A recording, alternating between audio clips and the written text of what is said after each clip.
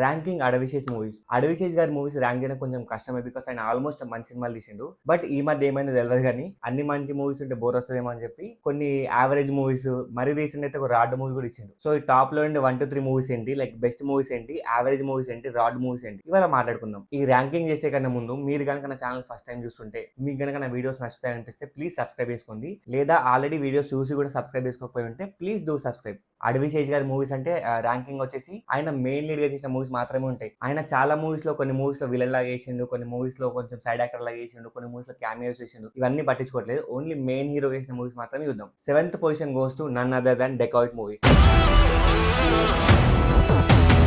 అసలు అడవిశేష్ దగ్గర నుంచి ఇంత commercial movie, illogical scenes and illogical writing నేనైతే చూస్తాను అనుకోలేదు. అసలు ఆయన ఈ మూవీ ఎందుకు చేసిండు, ఎందుకు రాసిండు, తెలుగులో హిందీలో ఒకేసారి కలిపి ఎందుకు డైరెక్షన్ చేసిండు, 1 కోటి రూపాయలతో క్షణం మూవీ తీసి ఎక్సలెంట్ అంటే ఎక్సలెంట్ రైటింగ్ తో మంచి మూవీ ఇచ్చిండు. తర్వాత 4-5 కోట్ల బడ్జెట్ ఇస్తే ఇంత టైట్ బడ్జెట్ లో ఒక హాలీవుడ్ లెవెల్ అంటే మూవీ ఇచ్చిండు గూఢచారి. అట్లాంటి మనిషి ఇప్పుడు 80 crores బడ్జెట్ ఇస్తే ఎంత వరస్ట్ అంటే అంత వరస్ట్ మూవీ తీసిండు. నాకు ఇప్పటికీ ఒక డౌట్ కొడుతుంది, అసలు డెకాయిట్ మూవీ బడ్జెట్ 80 crores అయినా, లేదంటే జస్ట్ పబ్లిసిటీ స్టంట్, ఇంకా రాబరీ సీన్స్ గురించి అయినా, లేదంటే పోలీస్ చేసే సీక్వెన్స్ గురించి అయినా, వీటి గురించి ఎంత తక్కువ మాట్లాడుకుంటే అంత మంచిది, అంత రాడ్ రైటింగ్ ఉంటుంది అందులో. ఈ లిస్ట్ లో 6th మూవీ వచ్చేసి హిట్ ద సెకండ్ కేస్.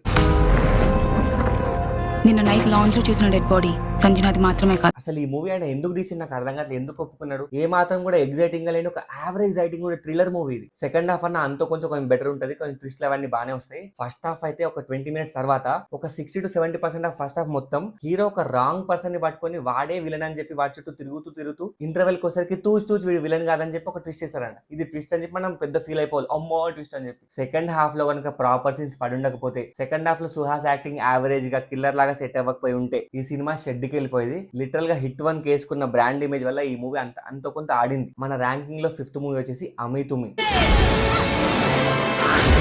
అసలు ఈ మూవీ ఒకటి ఉందని చెప్పి మీలో ఎంతమందికి తెలిసి నాకు తెలియదు, కానీ నేను మాత్రం 0 ఎక్స్పెక్టేషన్స్ ఈ మూవీకి వెళ్ళి లిటరల్ గా పొట్ట పగిలిపోయింది నవ్వి బయటకు వచ్చిన మూవీ ఇది. ఈ సినిమాలో అడవిశేష్ ఉంటాడు, తనికెల బర్ని ఉంటాడు, శ్రీనివాస్ అవసరాలు ఉంటాడు, అడవిశేష్ ఉంటాడు, ఈశారెబ్బా ఉంటుంది. సో ఇలా అందరికి మంచి రోల్స్ పడ్డాయి. ప్రతి ఒక్క క్యారెక్టర్ ఒక డిఫరెంట్ క్యారెక్టరైజేషన్ ఉంటుంది, ఎక్సలెంట్ గా నవ్వుకుంటాం. ఈ మూవీకి మెయిన్ హైలైట్ వచ్చేసి వెన్నెల కిషోర్ క్యారెక్టర్. వెన్నెల కిషోర్ శ్రీ చిలిపి. అండ్ ఈ మూవీకి డైరెక్టర్ మన మోహన్ కృష్ణ ఇంద్రగంటి గారు. ఆయన నుంచి వచ్చిన one of the best comedy movie. మీరు కనుక ఇప్పటిదాకా మూవీ వినుండకపోతే, ఈ మూవీ చూసుండకపోతే please go and watch. This is the gem, కామెడీలో ఒక జెమ్ ఆఫ్ ద మూవీ ఇది, ప్లీజ్ వాచ్. ఈ లిస్ట్ లో మన 4th మూవీ వచ్చేసి ఎవరు, అడవిశేష్ ఎవరు.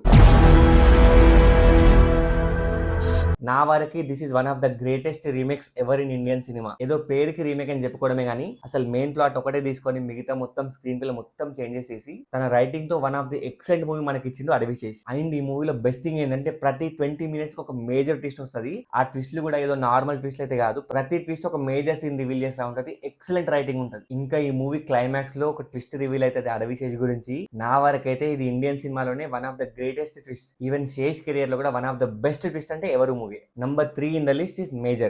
మా కొడుకు జీవితం ఆ రోజు జరిగిన అటాక్స్ మాత్రమే కాదమ్మా,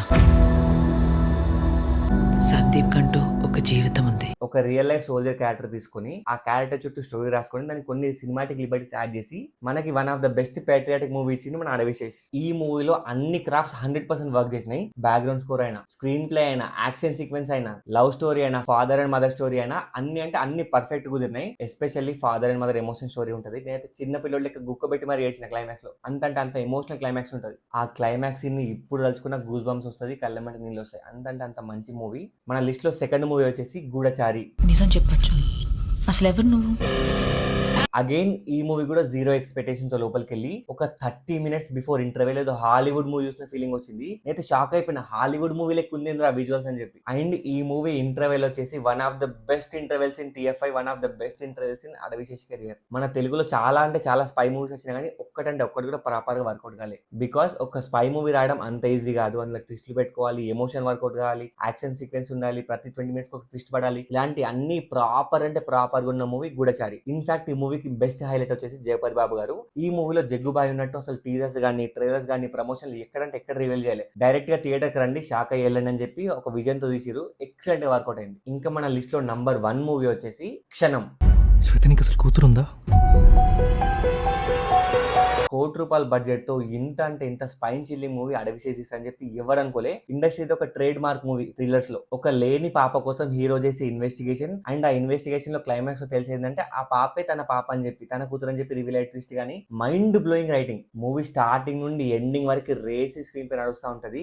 మనల్ని through out the movie engage చేసేలాగా ప్రతి 15 నిమిషాలకు ఒక ప్రాపర్ ట్విస్ట్ ఉంటుంది. క్లైమాక్స్ లో అనసూయనే మెయిన్ విలన్ అని చెప్పి రివీల్ అయ్యే ట్విస్ట్ కానీ వెన్నెల కిషోర్ గారిని మనం ఇప్పటిదాకా ఒక కామెడీ రోల్ లో చూసింటాం. బట్ అట్లాంటి ఒక యాక్టర్ ని పట్టుకొచ్చి ఈ మూవీలో ఒక సీరియస్ రోల్ ఇచ్చారు. అండ్ ఆయన క్లైమాక్స్ లో చనిపోతే మన కళ్ళ మట్టి నీళ్ళు వస్తాయి. అంత మంచి రైటింగ్ ఉంటుంది. ఆయన ఒక్కడే కాదు, సత్యం రాజేష్ అయినా, అనసూయ అయినా, ఆదా శర్మ అయినా, ఇలా అందరికి ప్రతి ఒక్కరికి మంచి మంచి రోల్స్ పడ్డాయి. అసలు ఈ మూవీ ₹1,00,00,000 బడ్జెట్ అంటే ఎవరు నమ్మడండి. అంత మంచి అవుట్పుట్ ఉంటుంది సినిమాలో. సో ఇది గైస్ నా వరకైతే అడవి చేసి వర్స్ట్ బెస్ట్ మూవీస్ అని చెప్పి ఈ లిస్ట్ లో కర్మ అండ్ కిస్ మూవీస్ ఈ మూవీస్ ని యాడ్ చేయలేదు. బికాస్ ఇప్పటిదాకా నేను ఆ మూవీస్ చూడలేదు. మీరు ఎవరైనా మూవీస్ చూస్తుంటే కింద కమెంట్ చేసేయండి. అండ్ మీకు గనక నా వీడియో నచ్చితే ప్లీజ్ లైక్ చేసి నా ఛానల్ సబ్స్క్రైబ్ చేసుకొని పెట్టుకోండి. ఇంకో మంచి వీడియోతో మళ్ళీ కలుద్దాం. Signing off. జిందాబాద్.